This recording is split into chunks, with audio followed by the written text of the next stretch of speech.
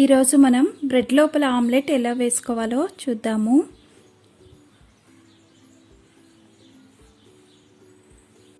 ఈ bread omelette ఫ్లాట్గా ఉండి ఆమ్లెట్ వేసుకున్న సైడ్ సాఫ్ట్గా, బ్యాక్ సైడ్ క్రిస్పీగా బాగుంటుంది.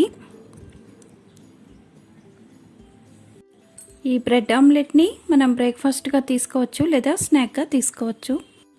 ఈ రెసిపీ కోసం 4 శాండ్విచ్ బ్రెడ్లు తీసుకుంటే 2 ఎగ్స్ సరిపోతాయి.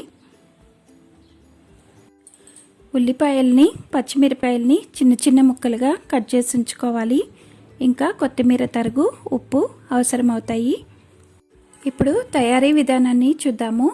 ఒక మిక్సింగ్ బౌల్ తీసుకుని కోడిగుడ్లను పగలగొట్టుకుని సొనను గిన్నెలోకి తీసుకోవాలి.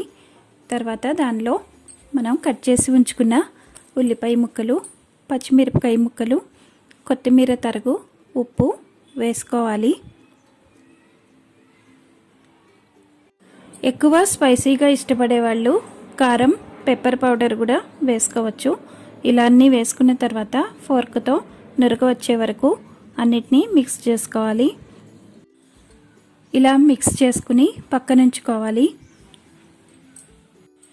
ఇప్పుడు బ్రెడ్ స్లైస్ని తీసుకుని 4 వైపులా కట్ చేసి మధ్యలో భాగాన్ని తీసేయాలి. మిగిలిన స్లైసెస్ని కూడా ఇలా కట్ చేసుకుని పక్కనుంచుకోవాలి. తర్వాత స్టవ్ పైన పెనం పెట్టుకుని బటర్ వేసి కరిగించుకోవాలి. బటర్ లేని వాళ్ళు నూనె లేదా నెయ్యి వేసుకోవచ్చు. బటర్ కరిగిన తర్వాత మనం కట్ చేసి ఉంచుకున్న బ్రెడ్ స్లైసెస్ని పెనం పైన ఉంచి ఖాళీగా ఉన్న మధ్య భాగంలో బీట్ చేసి ఉంచుకున్న ఎగ్ మిక్చర్ని వేసుకోవాలి. ఒక్కొక్క స్లైస్లో 2.5 to 3 స్పూన్స్ వేస్తే సరిపోతుంది. ఇలా రెండిట్లో మిక్చర్ని వేసుకున్న తర్వాత మధ్యలో భాగాన్ని తీసుకుని స్లైస్ పైన ఉంచి మూసేయాలి.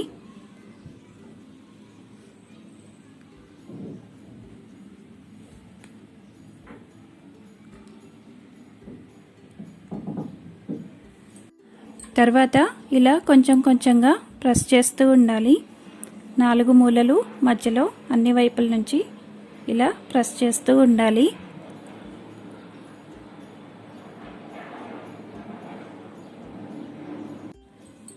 ఇలా 1 మినిట్ ప్రెస్ చేసిన తర్వాత ఈ మధ్యలో ఉన్న భాగం లోపలికి వెళ్ళిపోతుంది. బ్రెడ్ స్లైస్ అంతా పైన ఫ్లాట్గా అయిపోతుంది. ఈ ప్రాసెస్ అంతా లో టు మీడియం ఫ్లేమ్లో చేసుకోవాలి. ఇప్పుడు స్లైసెస్ని తిరగతిప్పి వెనక వైపు భాగాన్ని కూడా టోస్ట్ చేసుకోవాలి.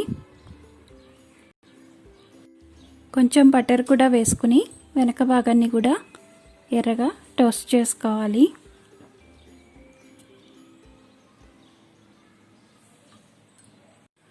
ఇదే ప్రాసెస్లో మిగిలిన స్లైసెస్ని కూడా టోస్ట్ చేసుకోవాలి. ఇవి ఆమ్లెట్ ఉన్న సైడ్ సాఫ్ట్గా, బ్యాక్ సైడ్ క్రిస్పీగా చాలా బాగుంటాయి. ఇలాంటి రెసిపీ వీడియోల కోసం మా ఛానల్ని మర్చిపోకుండా సబ్స్క్రైబ్ చేసుకోండి. Thanks for watching.